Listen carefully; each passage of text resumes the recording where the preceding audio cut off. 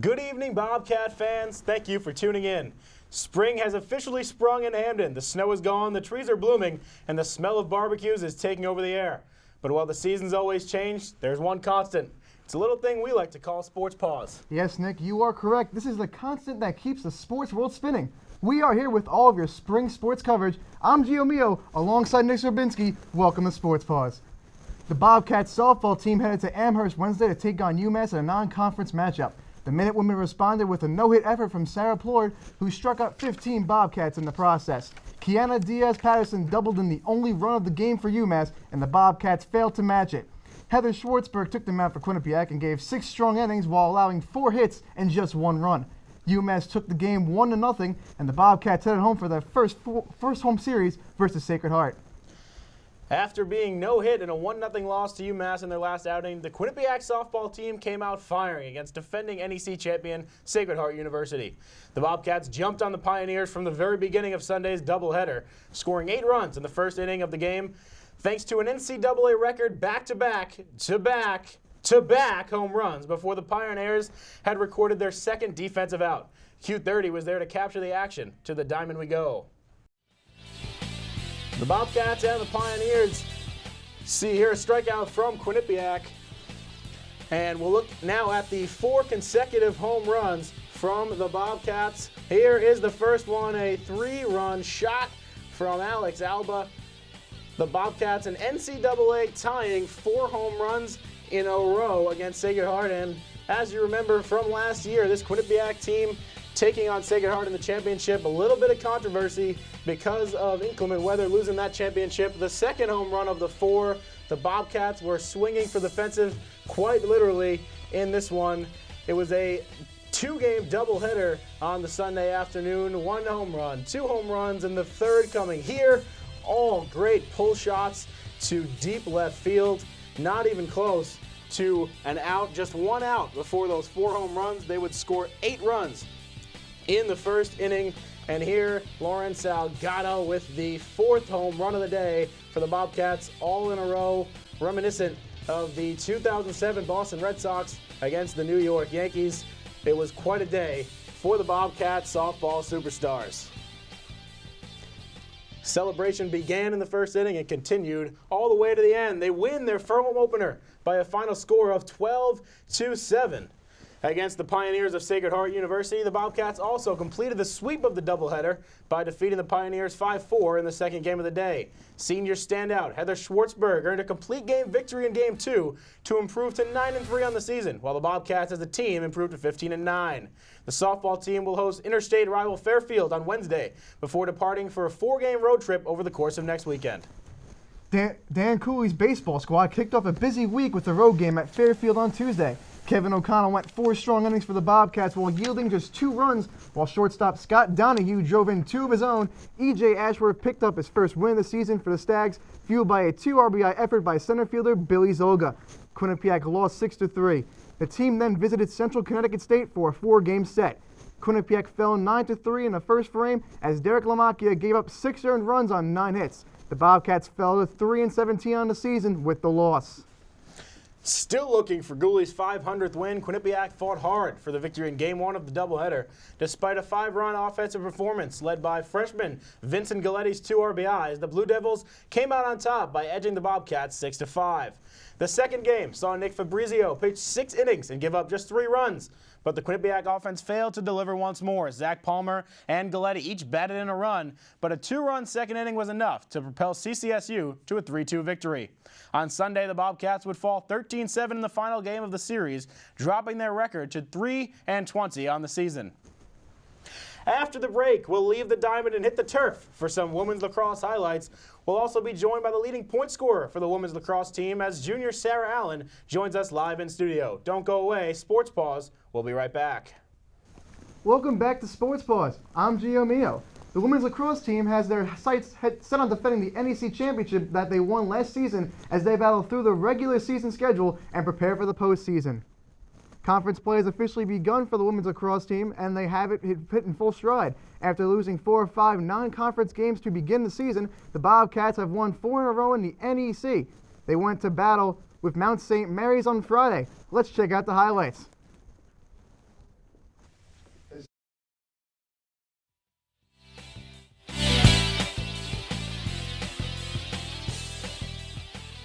of Mount St. Mary's net. Here, Caitlin Larimore, the leading goal scorer for the Mountaineers, takes a shot, but it's saved by freshman goalie Samantha Tilts. A nice save by Samantha. As the Bobcats bring up the field, Mount St. Mary's comes right back. Here's Larimore. She'll try to find a teammate, goes on the floor, picked up by Mount St. Mary's, but another save by Samantha Tilts, and the Bobcats keep a 1-0 lead. But here, Farmingdale native Kira Aqua with the goal, assisted by Liam Toomey as the Bobcats get an early 2-0 lead in the first half. Later on in the first half, Marissa Caroleo tries to shoot it, trips over herself, a nice save by McTavish, and the Bobcats will still have a 2-0 lead.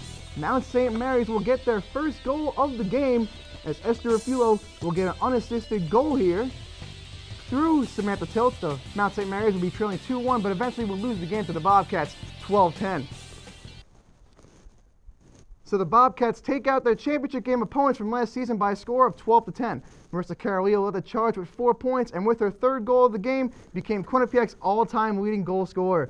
Junior Sarah Allen recorded her 100th career assist as well. The Bobcats took on Monmouth on Sunday and picked up right where they left off against Mount St. Mary's. Quinnipiac jumped out to a 9-2 halftime lead and would cruise 13-8 thanks to 6 goals from freshman Kira Aqua and 6 assists from Sarah Allen, who now joins us with Nick in the studio. Nick? Thank you, Gio. Sarah, thank you for joining us. The Quinnipiac women's lacrosse team has won 4 in a row in the NEC. Sarah, how did the team bounce back from the 1-4 start non-conference to the 4-game streak you're on now? I think that it was really good a learning experience because every team that we played was a really strong team. So we just built from that and now focus for each game. And what does it mean to you to be so close to the Quinnipiac single season assist record at 41 now? The record is 44. I think it's exciting, but I don't like to think about stats really. So how does that drive you at all anymore in your game, knowing that is right there, so close to reach, or is it just game by game? Just game by game. I don't really think about it. I try not to. And you lead the team in points overall as a junior, and already have more points than the 41 that you had last year. How do you look to continue to improve upon your stats and in your game in general as the season goes on? Well, like I said, I try not to think about the stats really. I just want to win. So if I get high stats, and if we don't win, it really means nothing. So just work hard, I guess, and just keep playing game by game. So. And a lot of that seems to add up to really the team player that you are. How have your teammates helped you to do so well, not only individually, but like you said, as a team this year? What I love about our team is that we're all so supportive, and they're all really hard workers, so we have fun and stay focused at the same time. So. And obviously winning the NEC championship last year in your sophomore year, now as a junior, how can the team top what you did last year, winning the championship? How does it get better? Well, winning the championship and also winning the play-in game. So I think when we won the championship, it was huge, but when we went to the play-in game, we struggled. So I think that's what now we're trying to focus on, is the first championship, now the play-in game. Thank you very much, Sarah, for joining us. Good luck in the remainder of the season. When we come back, we'll talk men's lacrosse, women's tennis, and Gio will sit down with women's hockey graduating senior Bethany DeMarzik live in studio. You're watching Sports Paws. Don't you touch that dial. We are back here on Sports Paws. Thanks for sticking around. In just a minute, Gio will speak to women's hockey senior Bethany DeMarzik about the program and her career. But first, the upstart men's lacrosse team took on the defending NEC champions from Mount St. Mary's. Bobcats were in action on the final day of March as they took on the Mountaineers in Emmitsburg, Maryland. Freshman Matt Dial scored 5 goals against Mount goaltender Chris Kleber and also contributed an assist. Bobcats freshman goalkeeper Dylan Torrey made 10 saves and gave up 8 goals, 3 of which came from the stick of Mount St. Mary's Bryant Schmidt. With the win, Quinnipiac improves to 2-6 overall in the season and picks up its first conference win in the process. They will return to action Saturday when they host the Wagner Seahawks. Well, I'm here sitting with Bobcats women's ice hockey player Bethany DeMarzik. Bethany, first of all, I want to say thank you for joining us here. Now, you went from being a part of a 3-win team in the freshman season, having back-to-back appearances in the ECAC semifinals in your junior and senior year. Talk a little bit about what it was like to be a part of the evolution of this program. It was a long battle. I mean, I didn't think we would ever end up where we ended up starting where we started. I mean, coming from only winning 3 games out of about 30, and then coming to over 20 wins my senior year, and it just, the road through all those 4 years and all the losses and all the close games and all the battles we just lost, it was just so much learned and so much better as a person going through those 4 years. I don't think I would have changed much of it, like going through a different team and being, going to the semifinals all 4 years. I don't think I would have, anyone on our team, especially the seniors who are graduating, going through all that, would have changed as much as they would have going through those 4 years. Now, you have players on the team that are all across North America, Alaska, you name it. So what is it like being able to play in your hometown? It was interesting. I didn't really get out to see much of, I knew Hamden, I've been here my whole life, but definitely bringing in a lot of the community was a definite plus for our team. I know, like my elementary school, we did a lot of community service, a lot of local schools. We did a lot of publicizing with, and a lot of community service, going to read to the kids and stuff like that. So having a personal connection with those schools was really nice, instead of just like having a local school come in. But like going back to like Larry Stein was actually one of my teachers. He actually works up at the arena. So going back there with his class and going and talking to them was kind of nice. So it was nice to have that community connection. So if there's anything you want to take from your 4 years here at Quinnipiac, what would it be and why? I'd say just to, no matter how hard it is, push through, because just starting freshman year, I don't think I wanted to quit. It seemed too hard, but pushing through it and seeing where we ended up is just amazing. I would have never dreamt of even being here now. So if there's one game you want to take away, you'll remember from your 4 years here, what would it be? Even though we lost, it'd probably be my sophomore year, going into, it was the quarterfinals, best of 3 series against RPI. Our third game ended up going into 5 overtimes, and the ending goal went off the post. It didn't even go in. But just to see our team push through that game, going into the 5th overtime, and our coach had nothing to say to us. It was just, he had nothing to say to us. We had nothing left. A game had been going on for so long and so many hours, and we had nothing. We just had to go out there and do anything, if anything. So I think just that same thing is going through the 4 years of just to push through, and that game just being a sole game of always to remember, just push through it. Well, Bethany, thank you for the interview. I appreciate it, and Thank good you. luck in your future. Thank you very much. Back to you, Nick. Both the Quinnipiac men's and women's tennis teams were in action this past week.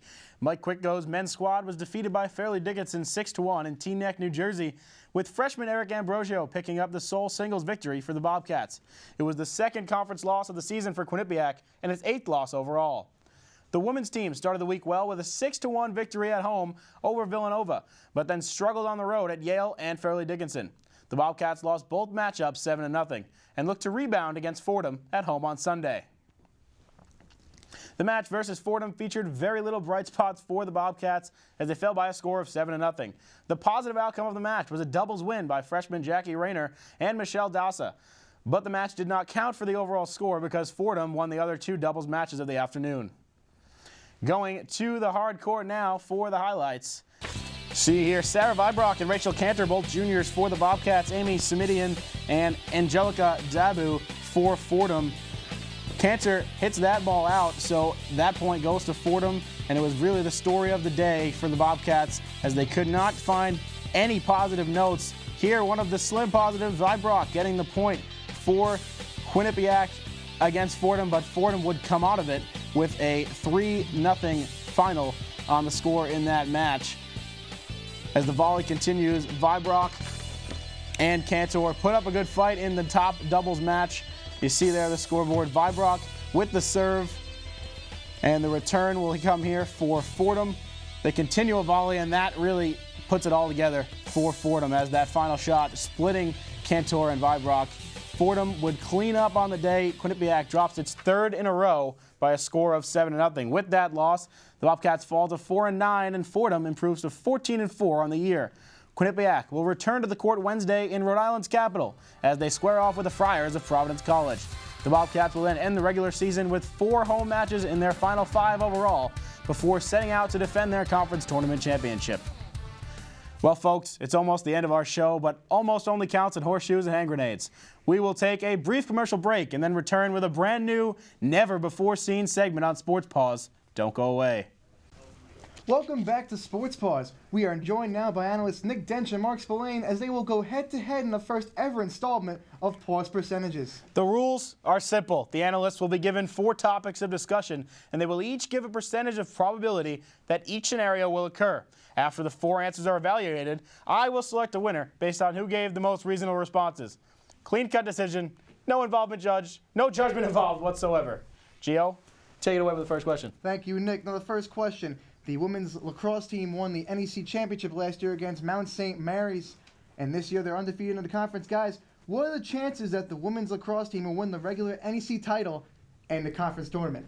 Well, I'm going to go with 75% chance for the women's lacrosse team to win the Northeast Conference. They did it last year in dominating fashion, and 6 of their top 7 scorers are back this year. That's a lot of experience that I think is going to help them down the road and into the conference tournament.